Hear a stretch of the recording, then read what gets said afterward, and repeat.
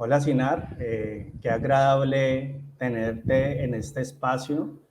Sin excusa, ya lleva 16 años de tratar de entender un poco la realidad. Bienvenido a este festival de la ciudad de Neiva y qué grato de verdad contar con su presencia. ¿Cómo está? ¿Qué tal, Eduardo? Muchas gracias por la oportunidad. Solo lamento que la conversación sea virtual porque el Huila es uno de los 3 departamentos que me faltan por conocer en este país nuestro tan grande. Pero será un gusto Bueno, participar en la charla. esperemos, claro que sí, esperemos que muy pronto pueda venir y conocer este territorio. Qué alegría Con sería gusto. tenerlo por acá. Voy a hacer una breve presentación, Sinar, simplemente como para Adelante. contextualizar. Bueno, Sinar Alvarado nació en Valledupar, tiene una doble nacionalidad que me parece supremamente interesante ese hecho por la lectura que puede hacer digamos, nuestro territorio, de nuestro país, de nuestro continente. Es periodista y escribe para el New York Times, también ha escrito para otras revistas como Malpensante, como 5W, varias revistas nacionales e internacionales. Ha publicado un libro bien interesante, Retratos de un caníbal, que ganó el premio de periodismo de investigación de Random House hace algún tiempo. Un ejercicio bastante valioso de investigación que tuvo lugar en Venezuela, ¿verdad, Sinar? Sí, allí en una región, un estado de Venezuela, que se llama Táchira, es frontera con norte de Santander. Excelente, excelente. Bueno, ya tendremos también oportunidad un poco de hablar más en propiedad de lo que es el periodismo, pero sí quisiera que enfocáramos esta conversación hacia el tema que nos convoca en el Sin Excusa, que es medio ambiente y sostenibilidad. Y pues para eso quiero que abordemos dos líneas argumentativas. La primera es hablar sobre tierras resistentes. Me parece una iniciativa que desde luego es importante que se conozca, que se asuma, digamos, como un antecedente valioso para lo que se pueden hacer de pronto en las regiones, ¿cierto? Sí. Entonces quisiera que comenzáramos por allí, que nos contaras qué fue Tierra de Resistentes, bajo qué necesidad nació y cuál es el contexto de todo este proyecto. Bueno, Tierra de Resistentes es un gran especial que lleva ya unos 3 años publicando historias alrededor específicamente la presión, las amenazas y la persecución que existe contra líderes ambientales en América Latina. Hay cifras. Es un proyecto de consejo de redacción, una organización de periodistas que agrupa a más de un centenar de reporteros en Colombia, apoyado por la Deutsche Welle Academy de Alemania y por la cooperación alemana, pero involucra a periodistas de 12 países de la región. Se han publicado 36 historias y esto motivado pues, a unas cifras alarmantes. Hace justo una semana, unas cifras intolerables.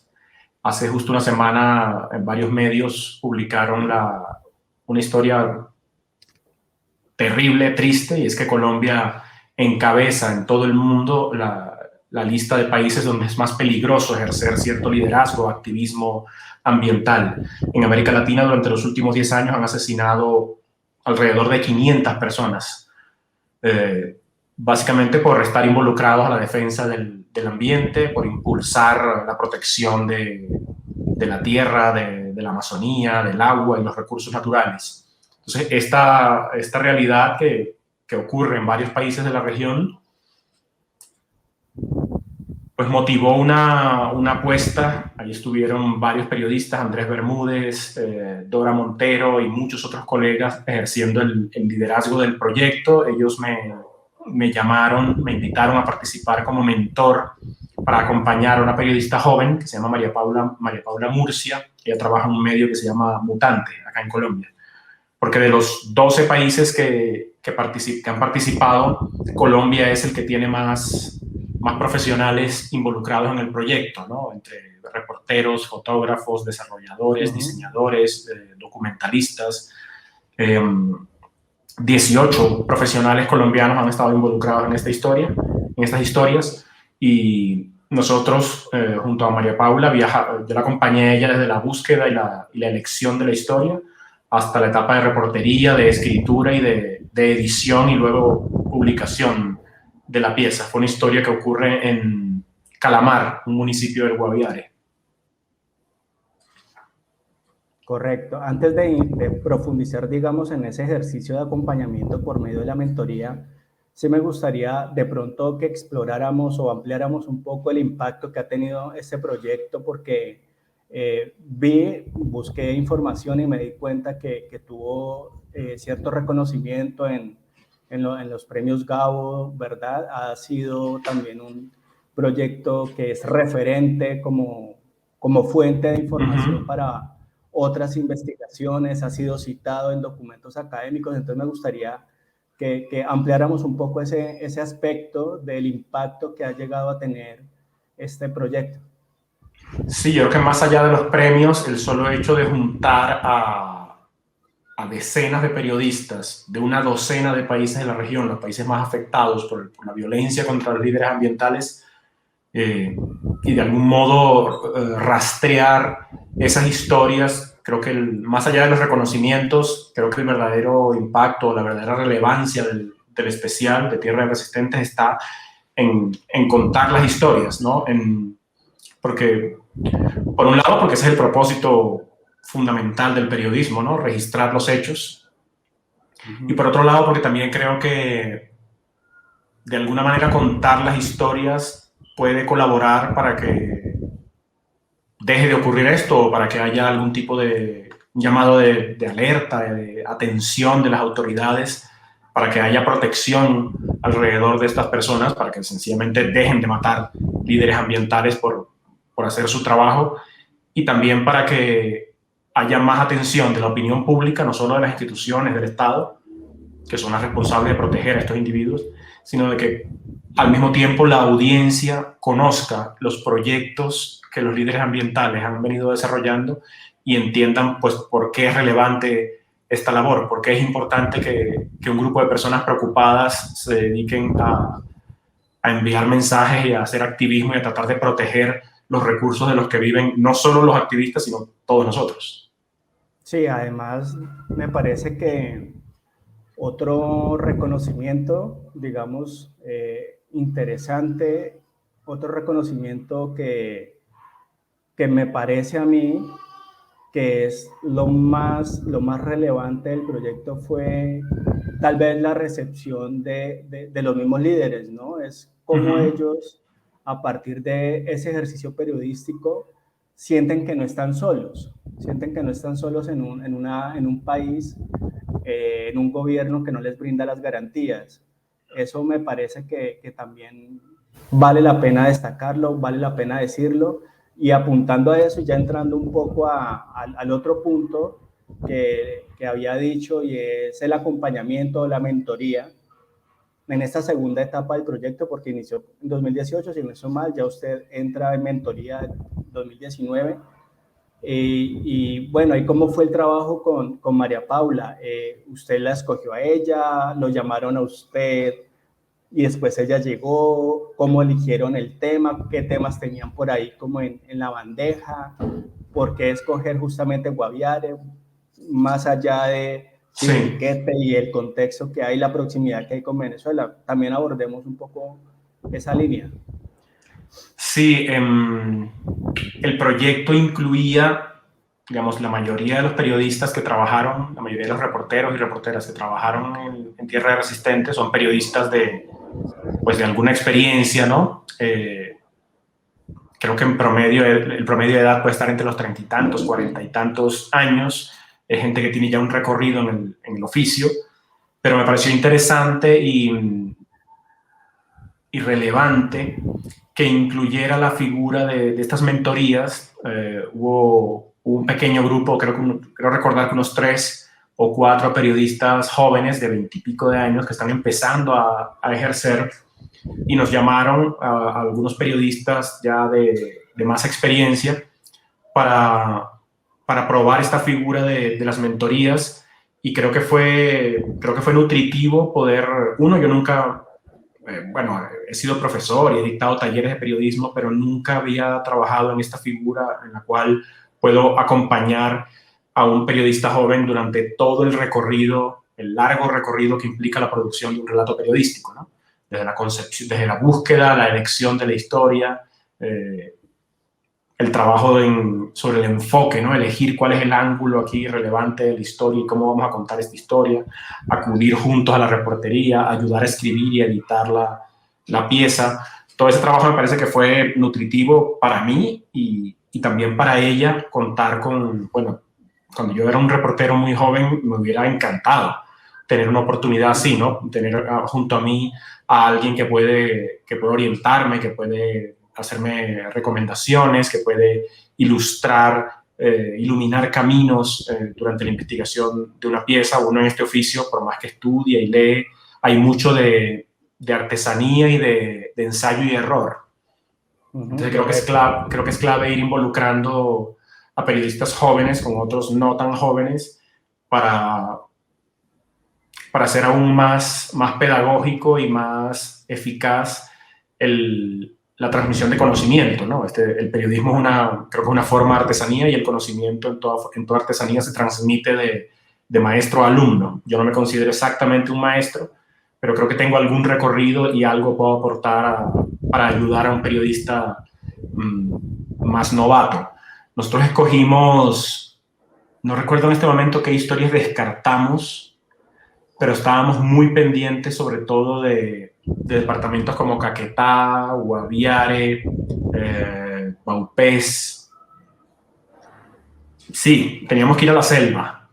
Terminamos eligiendo a un personaje que se llama Felipe Henao. Felipe es un muchacho muy joven, de 20 y piquito de años, que lleva ya un tiempo liderando a un grupo de decenas de jóvenes en Guaviare. Él vive en Calamar. Cuando hicimos el trabajo en Guaviare, él estaba viviendo en San José, en la capital del departamento, por amenazas.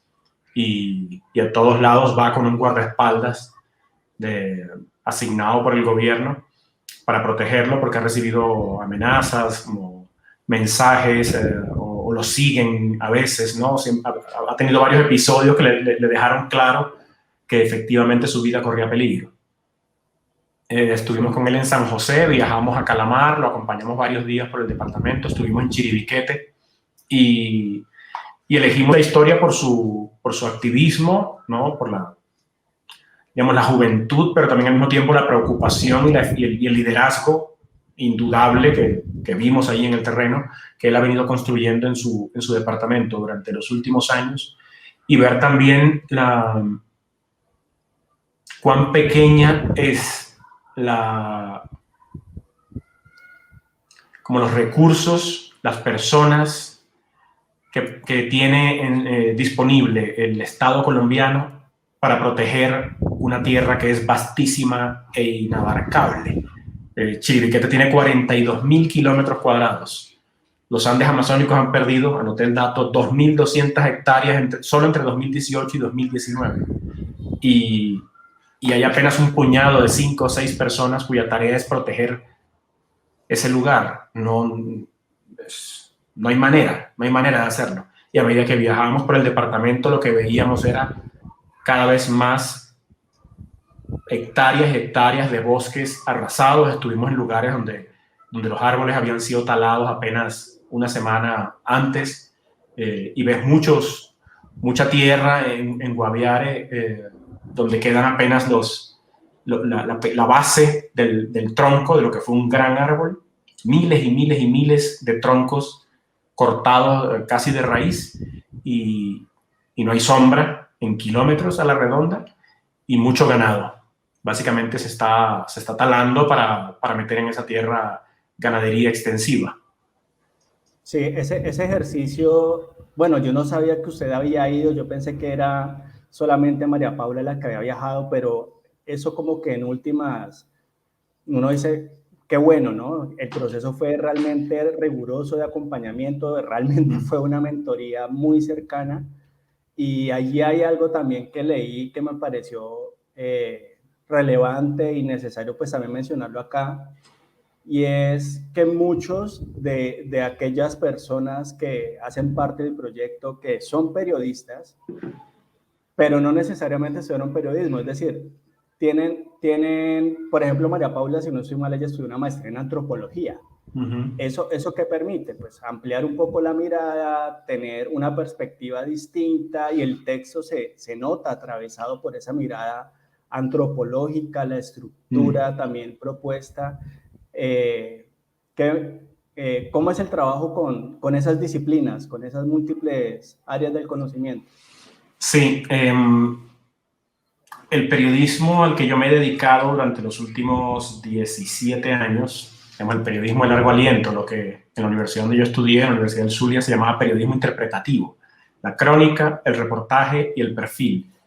Son los tres grandes géneros del periodismo, y como géneros narrativos son parientes muy cercanos, son primos hermanos de las ciencias sociales, de la antropología, de la sociología. Y a mí, aunque yo me formé en Venezuela y empecé mi carrera, mis primeros 3 años como periodista los hice en Caracas. Una gran diferencia entre el periodismo venezolano y el periodismo colombiano es que en Venezuela el gremio está mayoritariamente dominado por periodistas que estudiaron periodismo. En Colombia, en cambio, hay de todo. Uno encuentra aquí en el gremio economistas, historiadores, literatos, antropólogos, sociólogos, abogados. Hay de todo. Y a mí me parece que esa es una buena noticia. Creo que durante muchos años el periodismo colombiano se ha nutrido de esa variedad, de la riqueza de mirada y de formación que aportan personas que vienen de distintas áreas del conocimiento, que se formaron en distintas disciplinas y que aportan a esta otra disciplina que es el periodismo. Los periodistas solemos ser, lamentablemente, muy endogámicos, ¿no? Muchos vivimos en pareja con otros periodistas, nos reunimos a hablar de trabajo y en espacios sociales con otros periodistas. Estamos casi todo el tiempo hablando de periodismo entre periodistas. Entonces creo que esa tendencia tan cerrada a veces nos pone en riesgo y puede que a veces nos ponga a mirar demasiado hacia adentro y nos distraiga de algo que es fundamental, que es la capacidad de mirar hacia afuera. Entonces, un muy buen antídoto, un fenómeno saludable, en el caso colombiano, me parece a mí, que efectivamente participen en la conversación del oficio estas personas que vienen de otros mundos. Sí, es totalmente necesario, además que le da un aire distinto, le da una perspectiva valiosísima, y eso se ve justamente en ese reportaje que tiene miradas y tiene una estructura que me pareció lograda, muy bien construida, porque en todo momento se siente la tensión, se siente que va llevando en creciendo la historia de Felipe, y juega con recursos. Bueno, digamos que está publicado, o al menos yo la leí de manera digital, y eso va acompañado con audiovisual, ¿no? Sí. Con un ejercicio ahí de grabación, y eso me parece importante, y que es algo que ha venido dándose en los últimos años en el periodismo, y que es necesario asumirlo nosotros como periodistas acá en la región. Ahora, en ese trabajo de campo, digamos, cuando ustedes viajan allá a este territorio, ¿sienten algún tipo de tensión en el ambiente? ¿Se Sí. acompaña ese viaje de algún tipo de temor por las circunstancias vividas, por el mismo tema medioambiental que están abordando? ¿Qué podemos decir allí? Sin duda, desde que llegamos a San José la tensión era evidente. Uno, estás acompañando a un muchacho que sabes que está amenazado, que a todos lados se mueve con un hombre armado. Cuando viajamos de San José a Calamar, ida y vuelta, en el carro en el que nos transportamos, iba este señor, el guardaespaldas, con su arma. Entonces, esto lo evaluamos bastante, y y nos preguntamos, yo me pregunté muchas veces, porque es la única vez en mi vida, después de no sé cuántos viajes he hecho de reportería en distintos lugares, en al menos 2 países, en varios países, es la única vez que yo he tenido que desplazarme con un hombre armado, ahí justo a mi lado.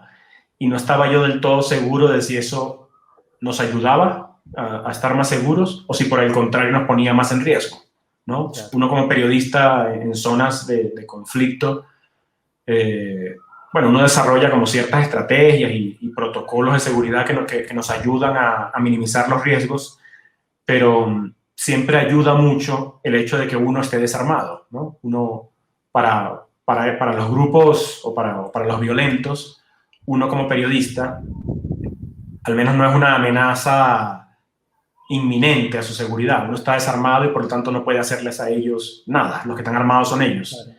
Entonces yo creo que eso de algún modo, lejos de ponerlo a uno en riesgo o en mayor vulnerabilidad, creo que les genera cierta tranquilidad a ellos, los que están armados, porque saben que uno está en desventaja. Pero ir con un hombre armado a mí nunca me tranquilizó del todo. Es uno de los viajes en los cuales yo he estado más preocupado por mi seguridad todo el tiempo. En San José estaba más tranquilo cuando salimos y luego cuando volvimos al final del trabajo.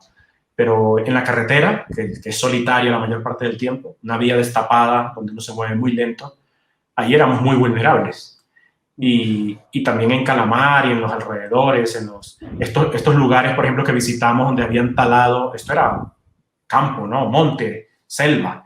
Ahí si quieren secuestrarte o matarte o lo que sea, estás completamente expuestos. Sí, entonces en Calamar, cuando llegamos al pueblo y luego antes de salir a hacer reportería en los alrededores, nos asesoramos mucho con algunas personas gente de parques, por ejemplo, de parques nacionales, porque ellos tienen mucha información de los satélites, de dónde ha habido quemas recientes, dónde han talado recientemente, y conocen el territorio y saben dónde es más o menos peligroso moverse. Entonces, fue clave estar lo más seguro posible de dónde era relativamente seguro moverse, para evitar que la cosa se pusiera aún más caliente de lo que ya estaba. Por fortuna se pudo hacer el trabajo y no hubo ningún incidente, pero sí, mientras estuvimos ahí en el terreno, sí era clave, era muy notorio que si tomábamos decisiones apresuradas y desinformadas, sobre todo, el nivel de riesgo automáticamente sube. Es ahí, con eso último que usted dice, de las decisiones en cuanto al manejo de la información, digamos que cuando hablamos del tema medioambiental, y usted ya lo decía al inicio, estamos en un país donde las cifras de muertes por preservar o por buscar la preservación del medio ambiente cada vez suben más, sí, ¿cierto? Y el gobierno pues parece que no le importara. ¿Cómo trabajar el tema medioambiental desde el periodismo, asumiendo las fuentes? ¿Qué tipo de fuentes se trabajan? ¿Cómo es esa relación con las fuentes? Y quiero conectar esto con otro tema que me pareció también que es uno de los elementos que hay que valorar en Tierra de Resistentes, y es el ejercicio de verificación de datos, ¿no? Que es muy poco común en Colombia, en el periodismo tradicional, en el del día a día. Pues es algo que no se maneja. Esto es más como de la escuela norteamericana, en donde hay muchas oficinas que se encargan de esto. ¿Qué podemos decir allí? Sí, hace unos minutos hablabas voy a enlazar 2 temas ahí, el de la verificación de datos y uno que comentaba hace unos minutos acerca de la estructura. Muy pocas veces, incluso entre periodistas y narradores, se habla de la estructura narrativa, y yo siempre he creído que es un asunto vital. No importa cuán reveladora, cuán relevante, cuán urgente parezca una historia, no importa cuán abundantes sean los datos que se van a entregar ahí en la pieza, si el relato no es convincente, eficaz y seductor en términos narrativos, se pueden perder muchos lectores. Y toda la reportería que hiciste y todos los datos reveladores que que recogiste y que organizaste en la pieza, pues se pierden. Entonces no puede ir divorciado el fondo de la forma. Hay que apostarle a la forma tanto esfuerzo como le apostamos al fondo. Y la forma además debe estar puesta al servicio del fondo. La forma en la que contamos la historia debe trabajar para que toda la información que conseguimos efectivamente llegue de la mejor forma posible a su audiencia natural, para que efectivamente se enteren de lo que consideramos que deben conocer. Y bueno, la verificación de datos, que efectivamente en los últimos años ha venido como permeando desde el periodismo anglosajón al periodismo latinoamericano. Aquí hace unas décadas éramos mucho más alegres, ¿no? Tú revisas textos de los grandes maestros del oficio, revisas textos de García Márquez y eso es más literatura que periodismo, ¿no? Hay una cantidad digamos, de lagunas allí que no hay forma de verificar, ¿no? Momentos en los cuales los periodistas, no solo Gabo, muchos de su generación y otros un poco más recientes, se tomaban licencias que hoy en día consideramos prohibidas en el oficio. Todos y cada uno de los datos que participan en un relato periodístico deben ser efectivamente verificados, ¿no? Confirmados, contrastados, en la medida de lo posible. En la medida de lo posible tú deberías poder imprimir el trabajo y con un bolígrafo señalar los datos que te parezca que no están del todo blindados y pasarlos por un proceso de verificación que te permita blindar la pieza y no exponerte, uno, a la desinformación, que es como uno de los grandes pecados, pero también protegerte de demandas, de rectificaciones, ¿no? que te hacen perder tiempo, dinero y que sobre todo empiezan como a minar tu credibilidad y a poner en duda la confianza que has construido con tus lectores. Yo creo que hubo en Tierra de Resistentes un proceso bastante ambicioso y riguroso de edición y de verificación. En cada pieza había 2, 3 editores trabajando para estar seguros de que lo que íbamos a publicar era efectivamente cierto y de que además estaban como atando todos los cabos y que la mirada en 360 grados alrededor de la pieza no había dejado ninguna voz o ningún elemento importante por fuera. Claro, más teniendo en cuenta ese ejercicio de verificación, es supremamente necesario cuando hablamos de vidas humanas, porque están en riesgo justamente las vidas de los líderes, ¿no? De los líderes medioambientales. Cualquier sesgo, cualquier inexactitud puede correr riesgo la vida de muchas personas, y por eso pues quería como dejarlo allí. Sí, ¿no? hay que tener en cuenta siempre... Hay que tener en cuenta siempre que trabajamos con vidas humanas, ¿no? En el periodismo narrativo, sobre todo, se habla de personajes. Es una manera de referirse a las fuentes que participan en un relato periodístico. Pero hay que tener siempre muy, muy claro que estamos hablando de personas, ¿no? De vidas humanas. Es gente que le entrega a uno su tiempo disponible y no están obligados a hacerlo.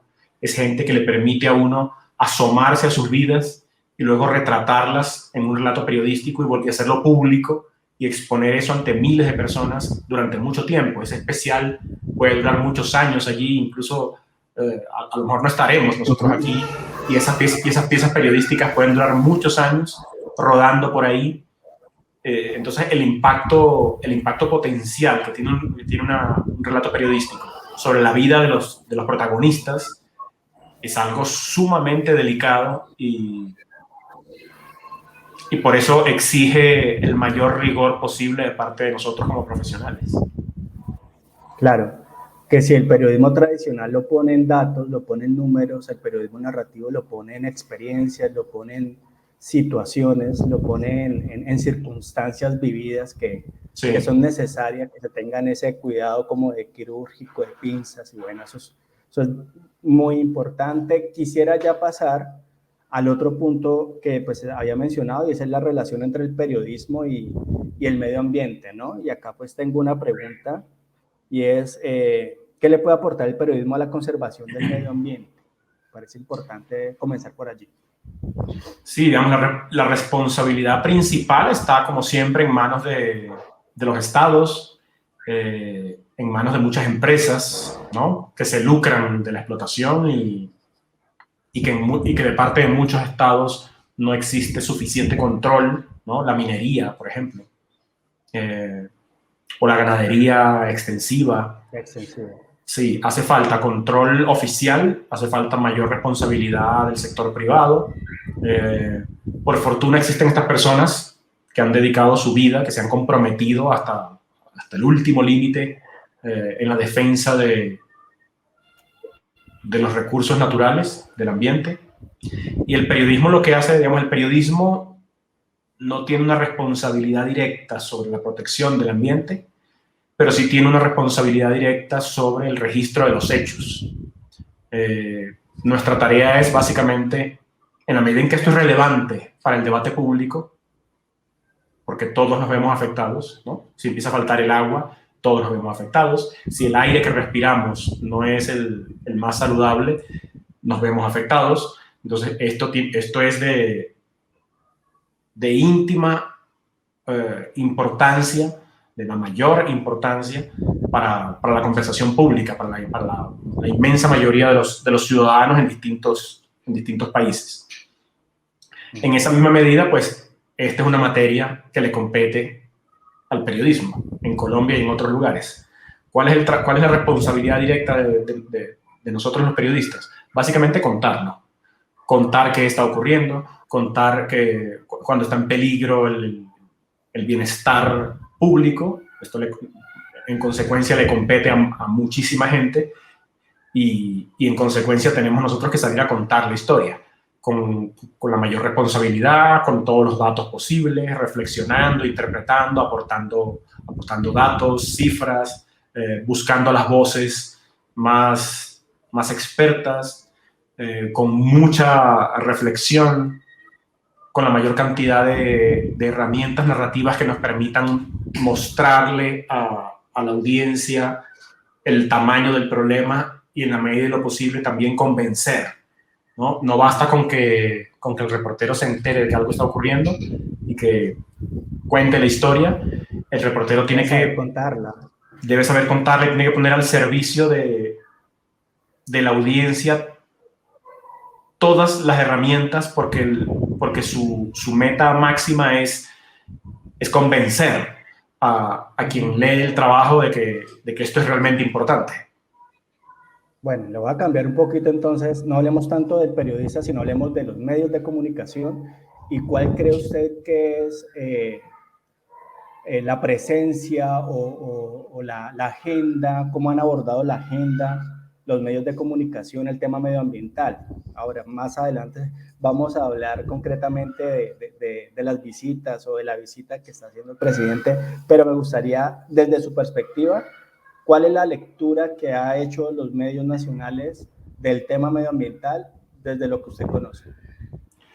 Pues yo como periodista y sobre todo como lector estoy bastante conforme con la cobertura que unos cuantos medios pequeños, medianos e incluso grandes, como El Espectador, por ejemplo, han hecho del tema ambiental. O sea, sabemos que existe una amenaza contra el ambiente, sabemos y entendemos el tamaño el riesgo que corren los líderes ambientales en Colombia, básicamente porque nos hemos enterado a través de la cobertura que han hecho los medios. O sea, las cifras intolerables, escandalosas de muertes y de amenazas contra los activistas han estado en el centro del debate público en Colombia durante un largo rato, gracias a la apuesta periodística que han hecho decenas de reporteros y medios independientes en el país. Digamos, creo que el periodismo, no creo que el periodismo esté en deuda. Siempre se puede hacer más, pero creo que el periodismo ha hecho la tarea. El que de verdad esté en deuda es el Estado, que ha fallado de forma consistente y recurrente en su responsabilidad, que es proteger la vida de estas personas y proteger además el ambiente. Correcto. Bueno, entremos ya entonces en ese tema, que es un tema vigente y que seguramente no va a dejar de perder vigencia en los próximos meses. y es este conjunto de situaciones que se han dado con el gobierno nacional, en donde vemos que al presidente se le reconoce su gestión medioambiental, pero también vemos por otra parte que en su visita a Estados Unidos recibe una donación importante de Jeff Bezos, y sobre todo algo que a mí en particular pues todavía me causa mucha tensión, por decirlo de alguna forma, ¿no? Y es, por acá yo tenía el dato, y es el acuerdo de Escazú, que Colombia levantó la mano pero no lo ha ratificado, ¿no? Creo que allí hay una apariencia de buena voluntad, pero en últimas no ha ocurrido nada, ¿no? Usted como periodista y como, digamos, alguien que está en un medio internacional que es el New York Times, ¿cuál puede ser la lectura de la actuación del gobierno nacional y cuál es ese compromiso, si acaso existe, frente al tema medioambiental? Bueno, lo que vemos tanto en el tema ambiental como en otros temas, lo que yo veo como periodista y como observador de la realidad y como ciudadano, en el caso del actual gobierno colombiano, es o falta de voluntad y de compromiso político, o simplemente incapacidad.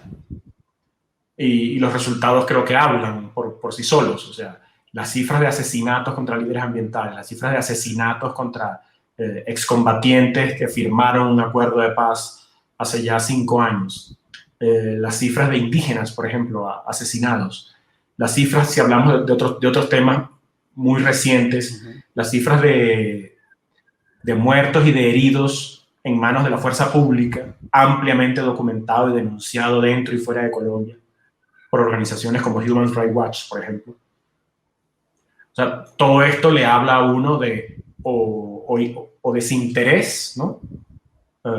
O incapacidad al momento de desempeñar uno de los roles esenciales de todo gobierno y de todo Estado, que es proteger la vida de sus ciudadanos, independientemente de lo que piensen sobre el gobierno de turno.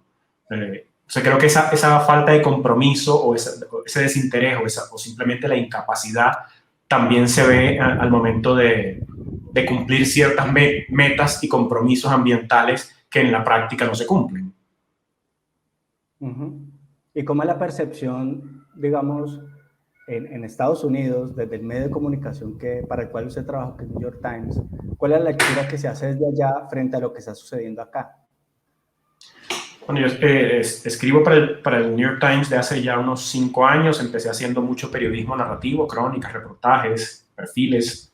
Desde hace más o menos un par de años he estado escribiendo para la sección de opinión, unos ensayos sobre Colombia. Y lo que uno ve en la cobertura del Times hacia el caso colombiano es, creo que, preocupación, una preocupación que no existe solo en los medios internacionales, sino también en los países, ¿no? Creo que varios países del mundo uno ve como algunos países amigos de Europa, ¿no? El Reino Unido, Alemania, Francia, Holanda, están apostando fuertemente en la cooperación, a través de la cooperación internacional, están apostando dentro de Colombia, apoyando distintas iniciativas, porque en el fondo les preocupa el destino y el rumbo de este país. O sea, Colombia, al firmar un acuerdo de paz con su guerrilla más antigua y numerosa hace 5 años, abrió la posibilidad de transformarse como nación y como sociedad. Y lamentablemente, durante los últimos años, no ha habido una apuesta eficaz y convincente de parte del gobierno para implementar ese acuerdo firmado. O sea, un acuerdo de paz no hace magia, es un compromiso que 2 partes suscriben, y una vez que firman, lo que viene es una de las partes más difíciles. Una vez que ya se logró llegar a ese acuerdo, lo que viene es lo realmente complicado, que es implementarlo, ¿no? Hacerlo posible. Lo que está en el papel, convertirlo en una realidad. Y ahí es donde ha fallado el gobierno colombiano. No ha protegido a los firmantes, ha fallado drásticamente con con el programa de sustitución de cultivos ilícitos, y sabemos que el narcotráfico es el gran combustible de la violencia en Colombia. Yo creo que desde afuera, los medios internacionales que están apostándole a Colombia como un país clave en la región, el Washington Post acaba de abrir una oficina aquí con periodistas, con corresponsales. Ya el Times tiene un equipo de corresponsales aquí desde hace varios años. Eso te habla de una preocupación por lo que ocurre aquí y de un juicio editorial y periodístico que hacen los jefes de estos grandes medios, y esto los lleva a pensar que es necesario tener los ojos puestos de cerca sobre la realidad colombiana, porque lo que está pasando aquí en este momento y lo que va a pasar en los próximos años es importante no solo para Colombia, sino para toda la región. Para la región, correcto, Sinar. Bueno, el tiempo creo que ya se nos ha acabado. Quiero agradecerle de verdad esta agradable charla que tuvimos, y bueno, esperemos más adelante en alguna próxima versión tenerlo sin excusa ya presencialmente para poder seguir intercambiando opiniones. Muchas gracias, Sinar. Gracias, Eduardo, a ustedes. Efectivamente estaré disponible cuando surja la posibilidad de visitar Huila por primera vez. No tendré excusa.